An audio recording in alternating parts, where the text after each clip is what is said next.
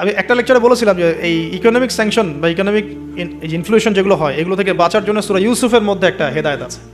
ওই সূরা ইউসুফ আলাইহিস সালামের 7 বছর মেয়াদি যে পরিকল্পনা, ওই পরিকল্পনা যদি কেউ বাস্তবায়ন করে কোনো রাষ্ট্রে দুর্ভিক্ষ হবে না ইনশাল্লাহ।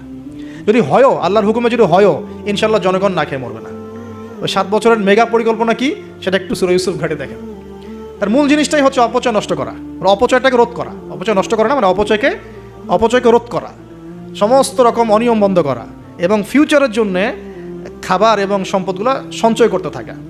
যেমন আমরা কিন্তু অনেক অপচয় করি, খাবার নষ্ট করি, গ্যাস নষ্ট করি, তেল নষ্ট করি, অনেক নষ্ট করি, কিন্তু আবার প্রয়োজনের চেয়ে বেশি ব্যবহার করি। আবার দেখা যায় যে অনেক প্রকল্প হাতে নিচ্ছি কিন্তু পুরোপুরি বাস্তবায়িত হচ্ছে না, দুর্নীতি হচ্ছে ইত্যাদি ইত্যাদি। এইগুলোকে যদি বন্ধ করা যায়, আপনি ইন ফিউচার একটা জাতির ইকোনমিক বিষয়টা সাস্টেইন করতে পারবেন ইনশাআল্লাহ।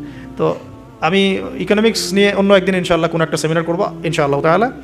আজকে বলছি এতটুকু যে ইউসুফ আলাইহিস সালামের অর্থনৈতিক যে মেগা পরিকল্পনা 7 বছর, এটা যে নিতে পারবে, যে সমাজ, যে রাষ্ট্র গেইন করবে ইনশাআল্লাহ, সাকসেস।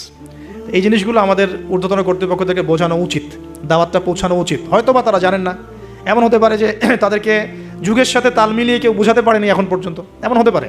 এই জন্য আমরা সবার প্রতি আমভাবে দাওয়াতের নসিহত করব, কারোর প্রতি আমরা কোনো শত্রুতা পোষণ করতে যাব না। কারণ আমাদের সমাজের এই মানুষগুলো কিন্তু আমাদেরই ভাই, আমাদেরই বোন, আমরাই। তো হয়তো কেউ হেদায়েত পেয়েছে, কেউ পায় নাই, কেউ বুঝে আসছে, কেউ আসে নাই ইত্যাদি।